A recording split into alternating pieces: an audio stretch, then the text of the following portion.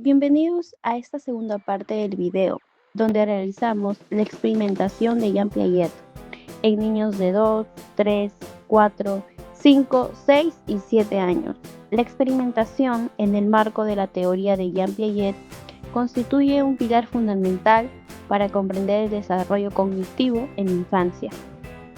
A través de sus estudios, Piaget evidenció cómo los niños construyen activamente su conocimiento mediante la interacción con el entorno, poniendo en práctica procesos de asimilación y acomodación que les permiten avanzar de un estado a otro. Estas experiencias no solo revelan la importancia del juego y la manipulación de objetos en el aprendizaje, sino que también ofrecen herramientas para que los docentes diseñen actividades que estimulen la curiosidad, la exploración y el pensamiento crítico desde edades tempranas. Analizar la vigencia de sus experimentos en la actualidad nos invita a reflexionar sobre cómo la educación inicial puede potenciar las capacidades cognitivas y sociales de los estudiantes, favoreciendo un aprendizaje significativo y duradero.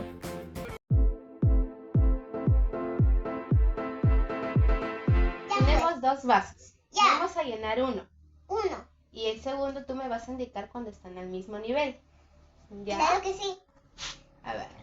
1, 2, 3, 4, 5, 6, 7. Ya. Ya. Ahora. 7, Lucas. Voy a llenar este Ya. y tú me vas a decir cuando estén al mismo nivel, ¿ya? Ya. 1, 2, A ver. 3, 4, 5, 6, 7, 8, Me indicas 9, cuando están al mismo 10. nivel. Sí. Sí, ya. Ahí. Ya para hacer. Sí. ¿Están al mismo nivel? Sí. Ya. Y si vaciamos este acá, Ya pues. ¿cuál tiene más cantidad? ¿Cuál tiene más cantidad? 2. No. Sí. ¿Cuál tiene más cantidad de agua? Este no. Este no. ¿Cuál tiene? ¿Cuál de los dos? Este. ¿Por qué? Cuando ya vamos a llenarlo. ¿Por qué tiene este más cantidad? Muy grande. Ya.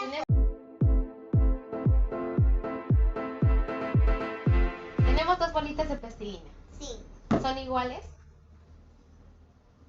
Dos claves. Son iguales. Sí. Este y este.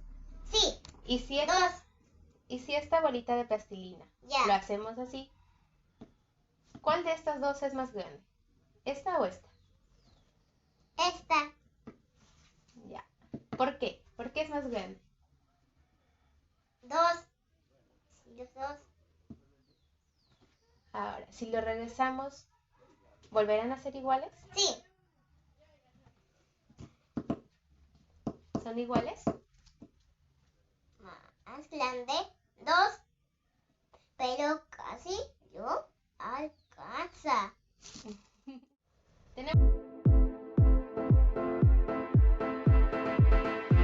Mira, Itana, acá hay dos bolitas.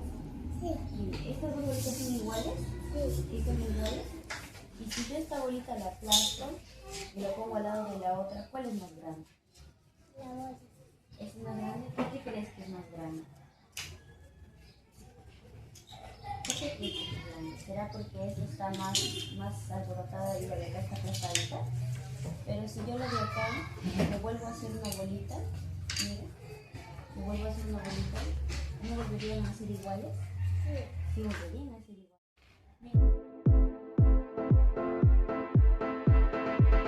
La plastilina está del mismo tamaño, las dos plastilinas. Sí. Ahora si lo pongo en esta posición, ¿siguen del mismo tamaño? Sí. ¿Por qué? ¿Me puedes decir? Están en el mismo tamaño. Ya, muy bien. Ya. Ahora en las monedas. ¿Las dos filas tienen la misma cantidad de monedas? ¿Lo puedes ver? ¿Tendrán la misma cantidad?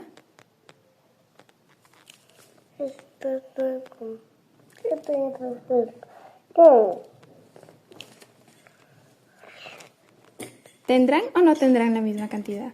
Sí. Sí, muy bien. Si las coloco por aquí, ¿seguirán teniendo la misma cantidad? Sí. Ya, muy bien. La plastilina.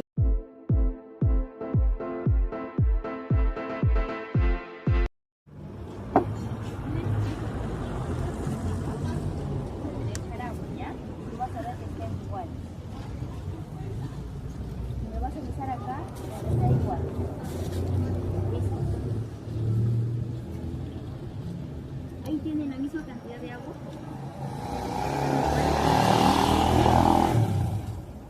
Ahora vamos a vaciar este para acá.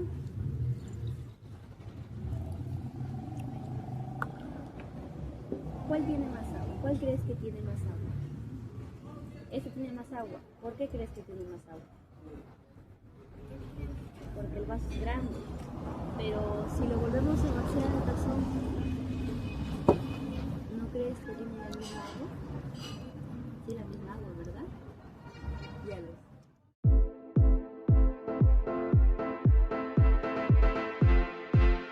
Ahora tenemos acá dos plumones. ¿Tienen el mismo largo? Sí.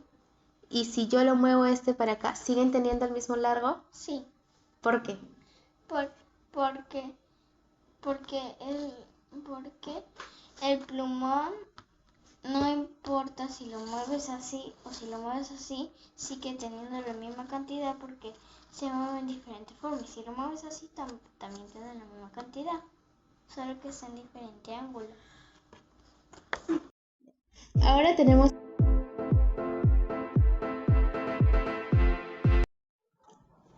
Ya. Acá tenemos dos filas de monedas. En las dos filas, ¿tienen la misma cantidad de monedas? Sí. Y si muevo las monedas así, ¿siguen siendo la misma cantidad? Sí. ¿Por qué? Porque no importa el ángulo, siempre van a tener la misma cantidad si tú lo pones de la misma cantidad.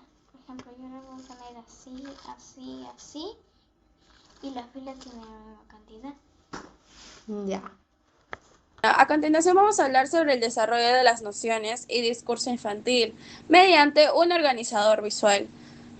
Vamos a hablar sobre el discurso infantil como la ventana del pensamiento, los tres argumentos lógicos del discurso conservador, también los tipos de respuestas en el discurso del niño e implicaciones para la didáctica de la matemática. Vamos a empezar por el discurso infantil como ventana del pensamiento. El lenguaje del niño no solo se comunica, sino que revela la estructura mental y su nivel de desarrollo cognitivo. También la estrategia creada por Piaget, que consiste en un diálogo abierto con el niño alrededor de un problema material. Además, también no importa si la respuesta del niño es correcta o incorrecta, lo que se analiza es el argumento que utiliza para justificar las respuestas. Luego de esto vamos a hablar del segundo punto, que serían los tres argumentos lógicos en el discurso conservador. Cuando un niño ya se desarrolla la noción, por ejemplo, de número o cantidad, su discurso obligatoriamente utilizará uno de estos tres argumentos.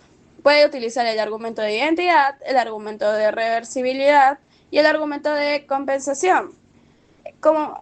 Dentro de ello, en el argumento de identidad, el niño afirma que es lo mismo. Ejemplo, porque no se ha quitado ni se ha añadido nada. Luego de eso también tenemos el argumento de reversibilidad, donde el niño explica que es igual, porque si regresa al agua el primer vaso, volverá a estar igual. Luego también tenemos el argumento de compensación, donde el niño compensa las dimensiones. Un ejemplo, este vaso es más alto, pero el otro está más ancho, así que se equilibra. Luego de eso también vamos a empezar por el tercer punto, que vendría a ser los tipos de respuestas en el discurso del niño. Vamos a empezar. Al plantear esta tarea, un ejemplo, conservación de líquido o número, el discurso de los niños se divide en tres niveles de desarrollo. En respuestas no conservadoras, respuestas intermedias o transición y respuestas conservadoras. Dentro de ello, en respuestas no conservadoras vamos a hablar sobre la etapa preoperacional de 2 a 5 años, donde la justificación se centra en solo un aspecto visual. Luego de eso también tenemos las respuestas intermedias o de transición, que vendría a ser de 5 a 6 años. En este caso también vendríamos a hablar de la justificación. El discurso es vacilante, el niño duda si cambia o se mantiene. Puede decir algo que hay más en un momento y luego retractarse si se lo cambia la pregunta. Luego también tenemos las respuestas conservadoras. En esta etapa vendríamos a hablar sobre la etapa operatoria concreta de 6 a 7 años. En este caso, la justificación va a ser el discurso es lógico, seguro y demuestra lo que ha interiorizado la noción matemática y física. Luego de eso también vamos a tener las implicaciones por la didáctica de la matemática. Vamos a tener que hablar sobre el rol de docente y la construcción de nociones matemáticas. En el rol de docente no se debe corregir el discurso del niño dándole una respuesta, sino que contrapreguntas. ¿Y por qué tu amiguito dice que hay más aquí? Darle preguntas para que genere un conflicto cognitivo. Luego de eso también vamos a hablar sobre la construcción de nociones matemáticas. En estas nociones, como el número, la clasificación y la seriación, se consolidan más cuando el discurso del niño se pasa de basarse en la perspectiva visual a basarse en la operación lógica.